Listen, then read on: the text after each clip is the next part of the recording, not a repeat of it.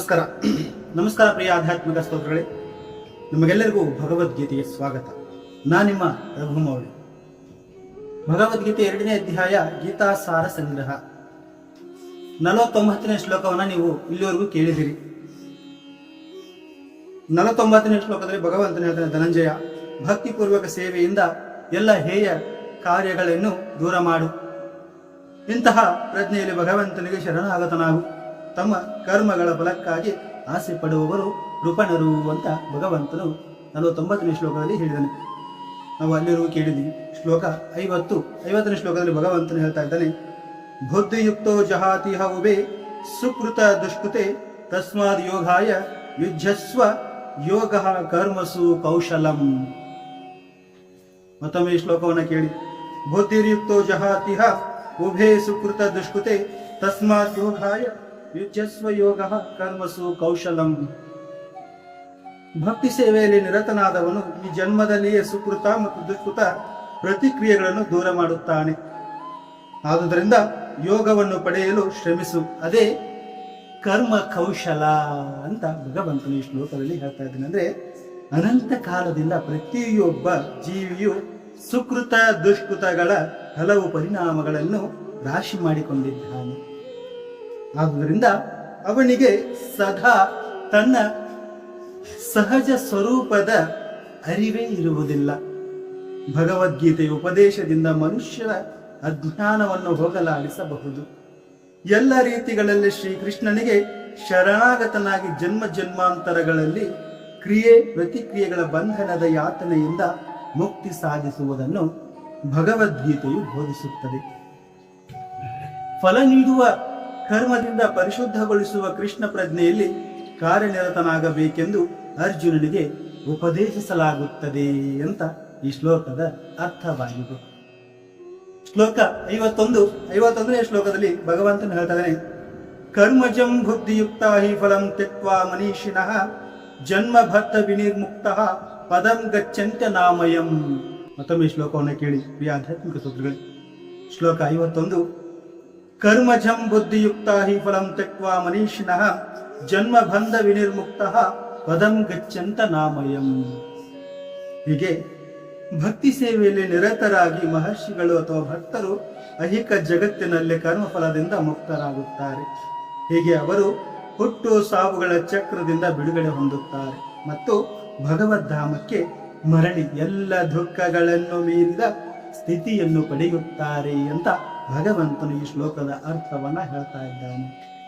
ಶ್ಲೋಕದ ವಿವರಣೆಯನ್ನ ಮತ್ತೆ ಭಾಗವತದಲ್ಲಿ ಹೇಳ್ತಾರೆ. ಭಾಗವತದಲ್ಲಿ ಏನ್ ಹೇಳ್ತಾರೆ?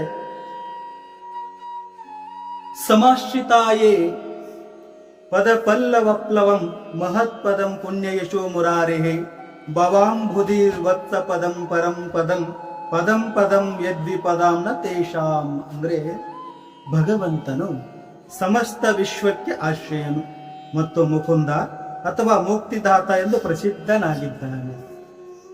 ಇಂತಹ ಭಗವಂತನ ಕಮಲ ಚರಣಗಳ ಧ್ವನಿಯನ್ನು ಸ್ವೀಕರಿಸಿದವನಿಗೆ ಭವಸಾಗರವು ಗೋವಿನ ಕರುವಿನ ಹೆಜ್ಜೆ ಗುರುತಿನಲ್ಲಿ ನಿಂತಿರುವ ನೀರಿನಂತೆ. ನೋಡಿ, ಮತ್ತೊಮ್ಮೆ ಹೇಳ್ತಾ ಇದ್ದಾನೆ, ಭವಸಾಗರವು ಗೋವಿನ ಕರುವಿನ ಹೆಜ್ಜೆ ಗುರುತಿನಲ್ಲಿ ನಿಂತಿರುವ ನೀರಿನಂತೆ. ಅವನ ಗುರಿಯು ಹೆಜ್ಜೆ ಹೆಜ್ಜೆಗೂ ಅಪಾಯವಿರುವ ಸ್ಥಳವನ್ನು. ಅವನ ಗುರಿ ಪರಂಪದಂ ಅಥವಾ ಐಹಿಕ ಸಂಕಟಗಳಿಲ್ಲದ ಸ್ಥಳವಾದ ವೈಕುಂಠ. ಅಜ್ಞಾನದಿಂದಾಗಿ ಐಹಿಕ ಜಗತ್ತು ಹೆಜ್ಜೆ ಹೆಜ್ಜೆಗೂ ಅಪಾಯವಿರುವ ದುಃಖದ ಸ್ಥಳ ಎಂದು ಮನುಷ್ಯನಿಗೆ ತಿಳಿಯುವುದು. ಅಜ್ಞಾನದಿಂದಾಗಿ ಮಂದಮತಿಗಳು ಫಲಾಕಾಂಕ್ಷೆ ಇರುವ ಕರ್ಮಗಳ ಮೂಲಕ ಸನ್ನಿವೇಶಕ್ಕೆ ಹೊಂದಿಕೊಳ್ಳಲು ಪ್ರಯತ್ನಿಸುತ್ತಾರೆ ಅಂತ ಭಾಗವತದಲ್ಲಿ ಹೇಳ್ತಾನೆ. ಶ್ಲೋಕ 52ನೇ ಶ್ಲೋಕದಲ್ಲಿ ಭಗವಂತನು ಹೇಳ್ತಾನೆ, ಯದಾ ತೇ ಮೋಹ ಕಲೀಲಂ ಬುದ್ಧಿರ್ವ್ಯತೀತರಿಷ್ಯತಿ ತದಾ ಗಂತಾಸಿ ನಿರ್ವೇದಂ ಶ್ರೋತವ್ಯಶ್ಯ ಶ್ರುತಶ್ಯ ಚ. ಮತ್ತೊಮ್ಮೆ ಶ್ಲೋಕವನ್ನ ಕೇಳಿ. ಯದಾ ತೇ ಮೋಹ ಕಲೀಲಂ ಬುದ್ಧಿರ್ವ್ಯತೀತರಿಷ್ಯತಿ ತದಾ ಗಂತಾಸಿ ನಿರ್ವೇದಂ ಶ್ರೋತವ್ಯಶ್ಯ ಶ್ರುತಶ್ಯ ಚ.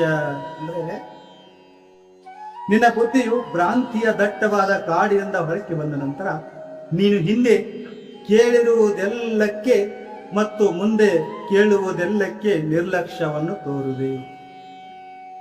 ಕೇವಲ ಭಗವಂತನ ಭಕ್ತಿ ಸೇವೆಯ ಮೂಲಕ ವೇದಗಳ ಧಾರ್ಮಿಕ ವಿಧಿಗಳನ್ನು ಅಲಕ್ಷಿಸುವ ಅನೇಕ ಉತ್ತಮ ನಿದರ್ಶನಗಳು ಶ್ರೇಷ್ಠ ಭಗವದ್ಭಕ್ತರ ಬದುಕಿನಲ್ಲಿ ಇವೆ. ಮನುಷ್ಯನು ಕೃಷ್ಣನೊಡನೆ ತನ್ನ ಸಂಬಂಧವನ್ನು ವಾಸ್ತವವಾಗಿ ಅರ್ಥ ಮಾಡಿಕೊಂಡಾಗ ಅವನು ಅನುಭವಿಯಾದ ಬ್ರಾಹ್ಮಣನೇ ಆದರೂ ಸಹಜವಾಗಿ ಫಲಾಪೇಕ್ಷೆ ಇರುವ ಕರ್ಮಗಳಲ್ಲಿ ನಿರ್ಲಕ್ಷ್ಯವನ್ನು ತೋರುತ್ತದೆ. ಭಕ್ತ ಶ್ರೇಷ್ಠನು ಪರಂಪರೆಯಲ್ಲಿ ಆಚಾರ್ಯರು ಆದ ಶ್ರೀ ಮಾಧವೇಂದ್ರ ಗುರುವಿಗೆ ಹೇಳುತ್ತಾರೆ. ಏನ್ ಹೇಳ್ತಾರೆ? ಸಂಧ್ಯಾ ವಂದನ ಭದ್ರಮಸ್ತು ಭವತೋ ಭೋ ಸ್ನಾನ ತುಭ್ಯಂ ನಮೋ ಭೋ ದೇವಃ ಪಿತರಶ್ಚ ತರ್ಪಣ ವಿದೋನಾಹಂ ಕ್ಷಮಃ ಕ್ಷಮ್ಯತಾಂ ಯತ್ರ ಕ್ವಾಪಿ ನಿಷದ್ಯ ಯಾದವ ಕುಲೋತ್ತಮಶ್ಚ ಕಂಸದ್ವಿಷಃ ಸ್ಮಾರಂ ಸ್ಮಾರಮಗಂ ಹರಾಮಿ ತದಲಂ ಮನ್ಯೇ ಕಿಮನ್ಯೇನ ಮೇ. ಹೇ, ಪ್ರತಿದಿನ ನಾನು ಮಾಡುವ ಸಂಧ್ಯಾ ವಂದನೆಗಳೇ, ನಿಮಗೆ ಜಯವಾಗಲಿ. ಸ್ನಾನವೇ, ನಿನಗೆ ನನ್ನ ಪ್ರಣಾಮಗಳು. ಹೇ ದೇವತೆಗಳೇ, ಹೇ ಪಿತೃಗಳೇ, ನಿಮಗೆ ತರ್ಪಣ ವಿಧಿ ಸಲ್ಲಿಸಲು ಅಸಮರ್ಥನಾಗಿದ್ದೇನೆ, ಕ್ಷಮಿಸಿ. ಈಗ ನಾನು ಎಲ್ಲೇ ಇರಲಿ ಯದುಕುಲ ಶ್ರೇಷ್ಠನು ಕಂಸನ ಶತ್ರುವ ಆದವನನ್ನು ಕೃಷ್ಣನನ್ನು ಸ್ಮರಿಸಬಲ್ಲೆ.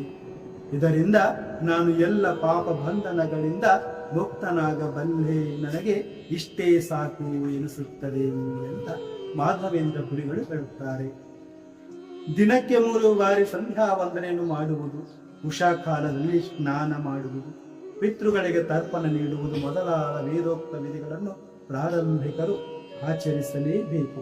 ಆದರೆ ಯಾರೇ ಆಗಲಿ ಸಂಪೂರ್ಣ ಕೃಷ್ಣ ಪ್ರಜ್ಞೆಯಲ್ಲೇ ತನ್ಮಯನಾಗಿದ್ದು ಕೃಷ್ಣನ ಪ್ರೇಮಪೂರ್ವಕ ಸೇವೆಯಲ್ಲಿ ನಿರತನಾಗಿದ್ದರೆ ಅಂತಹವನು ಯಾವ ವಿಧಿಸೂತ್ರಗಳಿಗೂ ಲಕ್ಷ್ಯವನ್ನೇ ತಿಳಿದಿದ್ದಾನೆ.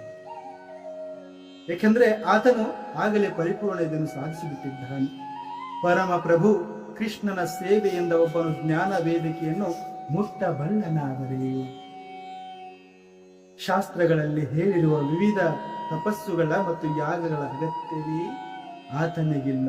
ಹಾಗೆಯೇ ವೇದಗಳ ಗುರಿಯು ಕೃಷ್ಣನನ್ನು ತಲುಪುವುದು ಎನ್ನುವುದನ್ನು ಅರ್ಥ ಮಾಡಿಕೊಳ್ಳದೆ ವಿಧಿಗಳ ಆಚರಣೆಯಲ್ಲಿ ಮುಳುಗಿದವನು ಇಂತಹ ಆಚರಣೆಗಳಲ್ಲಿ ಕಾಲವನ್ನು ವ್ಯರ್ಥವಾಗಿ ಕಳೆಯುತ್ತಾನೆ.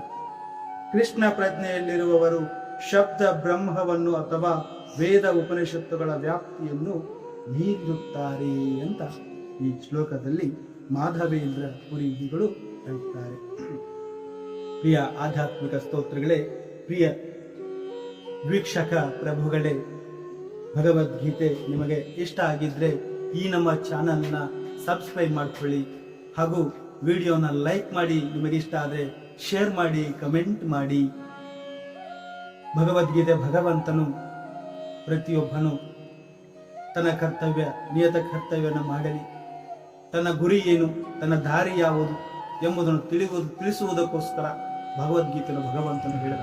ಎಷ್ಟೋ ಜನಗಳಿಗೆ ಬದುಕಿನಲ್ಲಿ ನನಗೆ ಜೀವನದಲ್ಲಿ ಸಂತೋಷವೇ ಇಲ್ಲ, ಬರೀ ದುಃಖ ಇವೆಲ್ಲ ನನ್ನನ್ನು ಉನ್ಮಲಗೊಳಿಸುತ್ತಿವೆ ಅಂತ ಚಿಂತೆಗೀಡಾಗಿ ಕಾಲ ಕಳೆಯುತ್ತಿರುವ ಪ್ರತಿಯೊಬ್ಬರಿಗೂ ಭಗವದ್ಗೀತೆ ಒಂದು ದಿವ್ಯ ಜ್ಯೋತಿ ಅಂತ ಪ್ರಜ್ವಲಿಸುತ್ತಿವೆ ಅಂತ ಚಿಂತೆಗೀಡಾಗಿ ಕಾಲ ಕಳೆಯುತ್ತಿರುವ ಪ್ರತಿಯೊಬ್ಬರಿಗೂ ಭಗವದ್ಗೀತೆ ಒಂದು ದಿವ್ಯ ಜ್ಯೋತಿ ಅಂತ ಪ್ರಜ್ವಲಿಸುತ್ತದೆ.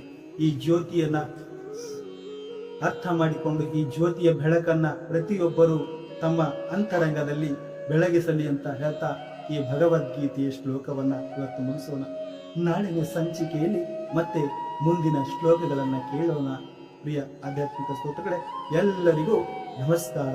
ಹರೇ ಕೃಷ್ಣ ಹರೇ ಕೃಷ್ಣ ಕೃಷ್ಣ ಕೃಷ್ಣ ಹರೇ ಹರೇ, ಹರೇ ರಾಮ ರಾಮ ರಾಮ ಹರೇ